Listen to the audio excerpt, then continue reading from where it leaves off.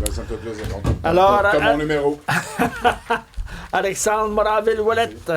Oui, écoute, Richard, on a eu quelque chose d'assez inusité Un aujourd'hui tremblement au de terre. Québec. Ben oui, un tremblement de terre. Puis pas un gros. Si vous êtes en Outaouais, il y a des chances que vous l'ayez senti un peu après-midi. Aujourd'hui, 12h36, une profondeur de 13 km selon Séisme Canada. C'est un petit, là. On parle d'une secousse d'une magnitude de 3,9, mais quand même assez pour le ressentir bien comme il faut. Et donc, ça a secoué dans ce coin-là. D'ailleurs, si on a des auditeurs dans le coin de l'Outaouais, je vous invite à nous écrire 1-877-827-2346. Moi, je suis curieux de voir comment vous avez vécu ça, parce qu'un tremblement de terre, c'est pas tous les jours qu'on a ça au Québec. Je voulais également te parler, Richard, de la nouvelle mise en service de cette antenne du REM qui s'en va à Lens-à-Lorme. C'est fou raide. Là, on va pouvoir aller à Sainte-Anne-de-Bellevue à partir du 18 mai en REM et Lens-à-Lorme. Moi, je connais bien ça parce qu'il y a une super plage à Lens-à-Lorme magnifique que je vais là l'été. Et là, il y a des familles qui n'ont pas d'auto parce que ça coûte cher maintenant d'avoir une auto, qui vont pouvoir aller se baigner à la plage de Lens-à-Lorme grâce au REM. Des familles de brossards, s'ils le veulent bien, Richard, parce que sans même changer de train, vous allez pouvoir partir à partir du 18 mai, comme tu as dit, de Brossard, se rendre jusqu'à Lens-à-Lorme. Mais là, il faut prendre le bon train parce qu'il y en a qui vont partir jusque vers Deux-Montagnes. Mais c'est enfin l'inauguration de ces 4 nouvelles stations-là. C'est un 14 km de rail qui va être attaché à tout le réseau. Là, évidemment, il faut tout refaire, le réseau d'autobus, pour être capable de tout connecter avec ça. Au REM, on verra là, si ça va bien se dérouler, cette ouverture-là. Mais quand même, on l'attendait depuis 2023. Ça avait été repoussé en 2024. Puis là, finalement, on s'est rendu là jusqu'à aujourd'hui. Donc, ça va ouvrir cette semaine. Donc, d'autres possibilités de panne.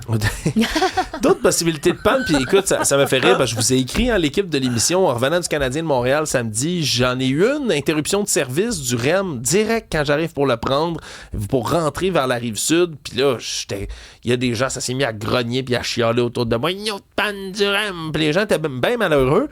Mais c'était pas de la faute du REM. Cette fois-ci, il y avait une intervention policière sur les voies. Okay. Dans ce temps-là, évidemment, que tu cesses toute circulation. Mais il n'y a pas eu une navette, si je ne me trompe pas. Ils n'ont pas offert de navette. Ils ont commencé à parler d'amener des navettes. On était toute une bande à attendre à l'extérieur que les navettes en question arrivent. Puis finalement, ils ont repris le service, mais jusqu'à la station Panama, qui se trouve sur la Rive-Sud. Mais ça ne pouvait pas se rendre jusqu'à la station Brossard. Là, il y avait des navettes pour la Rive-Sud. Tu as vu aussi, en pleine nuit, il était minuit, entre la station McGill et la station Édouard-Montpetit. Ça passe dans un tunnel, c'est sous la terre, pas dans un tunnel, puis il a arrêté, il y a eu une panne, et les gens ont dû sortir du REM et marcher pendant 1 kilomètre dans le tunnel à minuit le soir. Oh, mon Dieu.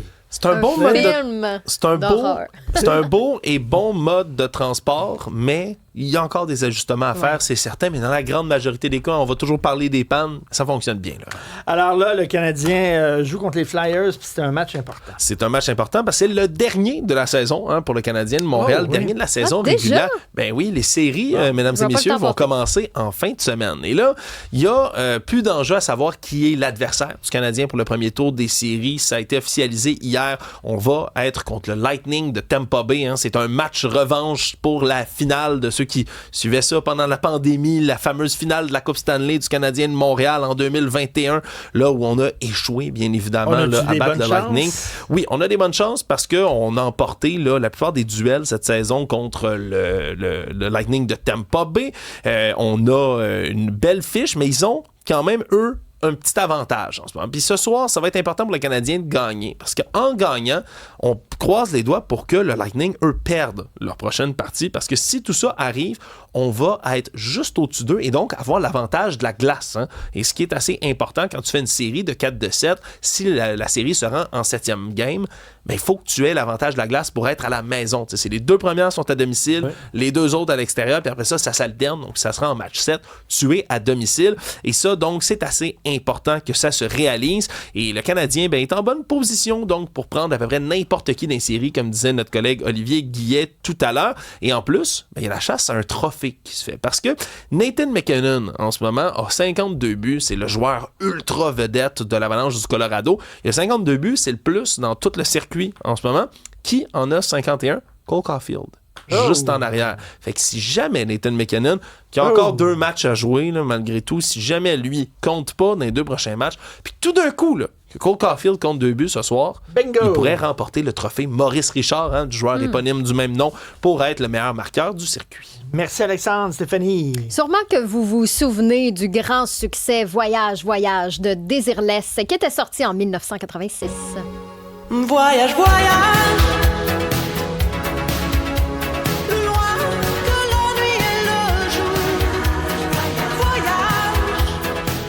Grand succès en France. Ça s'est écoulé à 500 000 exemplaires, mais aussi dans plusieurs pays d'Europe. Là, l'Allemagne, 250 000 exemplaires. On parle de 100 000 exemplaires en Autriche, l'Espagne, la Norvège. Ça avait été repris aussi plusieurs fois par la suite. Mais pourquoi ça revient dans l'actualité? C'est que, on sait que Donald Trump aime beaucoup utiliser des chansons des autres pour ses campagnes, sans demander, évidemment, l'accord avant tout ça. Là, on dirait que l'Iran a décidé de jouer au même jeu que Donald Trump.